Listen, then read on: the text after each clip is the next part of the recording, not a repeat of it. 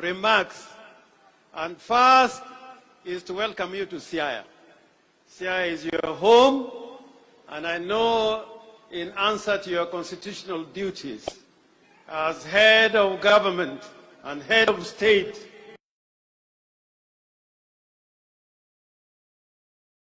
profusely for appointing Eliud Owalo as a cabinet secretary. I know him. I can vouch for him as a worker, as a scholar, as a writer, and as a thinker, and as a strategist. And I know Asembo and Siaya are better with Owalo in the cabinet of William Samoei Ruto. And I hope in the fullness of time, you are going to be able to appoint other people from this region to escort Owalo. You know, Deputy President was parading some people from this region, but like Oliver Twist, we still want some more. And we know we are going to get some more. But Owalo, I can assure you, as you serve in the national government, because the standard has been set that the national government and the county government should work together seamlessly for the benefit of the citizens of Kenya. I know that today we are coming not because the head of state is in an official visit to Siaya. This visit was primarily to celebrate the appointment of Eliud Owalo. So I asked the president this morning, earlier, that please come to Siaya again so that you can tour the whole of Siaya from one end to the other. Joturo uye no president kano duogo Siaya kai jadei moye. And the reason why I know that will help us today, just this morning, we put a little request to the president. We are trying to encourage people from this part of Kenya to be farmers. We want to be food secure. The county government has provided tractors, and we are going to provide subsidized fertilizer. But the president today told us that of the tractors that we have already acquired, he is going to facilitate us to get an additional 20 tractors to come and help the people of Siaya. Secondly, along the river Nzoia, we got two major projects. And basically, one is a water project, the Ukwala Sega Ugunja water project. He has challenged us as a county to do our part, and that project is going to be completed. In Lego, where people grow rice, like many other parts of the county, we had procured a mill, but we did not have sufficient funds. The president has said he is going to provide funds to enable us acquire a big mill for our farmers in Siaya County. And I know here in Asembo, the road known as Kamito, Kalandini, Kaelija should be tarmacked like yesterday.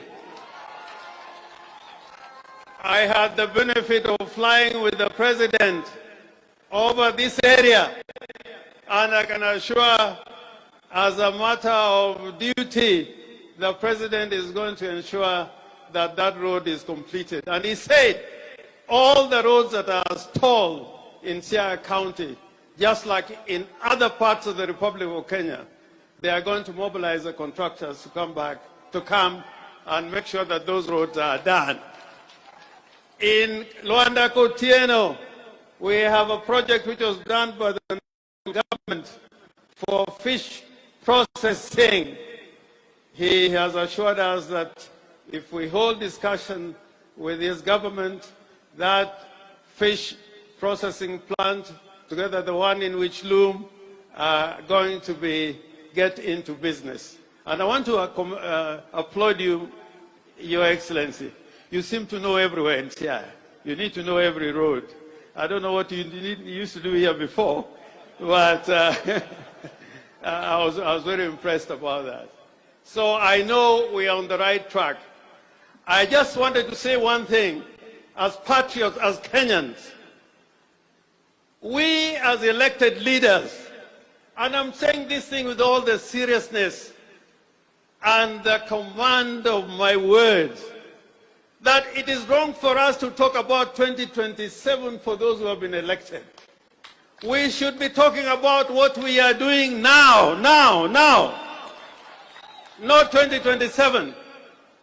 And I am happy that the President, you are here, because you have assured us that your government is kicking and working in Siaya and the entire Republic of Kenya, not because of 2027, but because that is the duty we were elected to perform.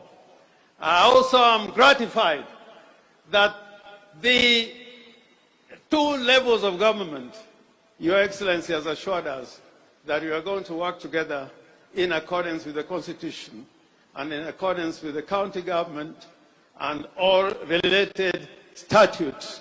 And for that, we thank you, Mr. President.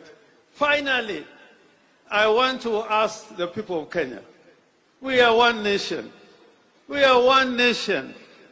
The Kenyan people, we are one nation.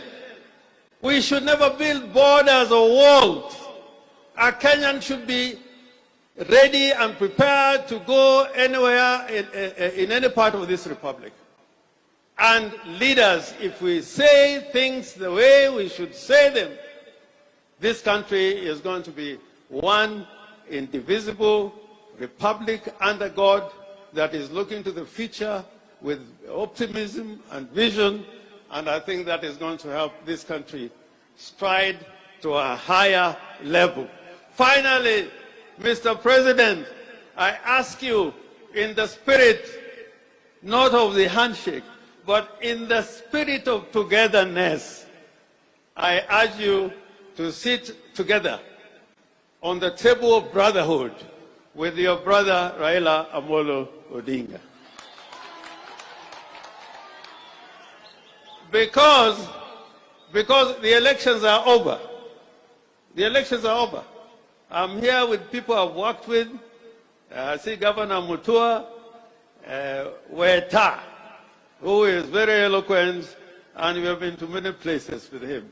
We have worked with Mudavadi, His Excellency. Even your Deputy President, I've worked with him. And I've worked with you, President Ruto. I know when you stand for something. Like when we were in Serena defending Aguambo, I knew you was a big fighter.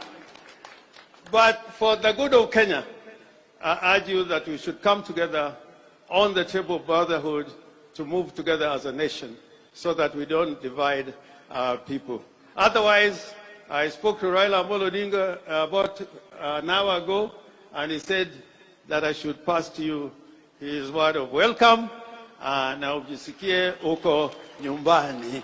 Joturo urako president kendo bono negili wetu. Jadi bono president oduog Siaya.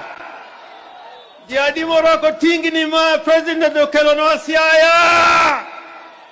Erorukamano. Koro aluongo na mwalika ndugu wangu ambaye ni wakili shupavu, ambaye ni Speaker of the National Assembly, Moses Wetangula. I don't know whether it's a...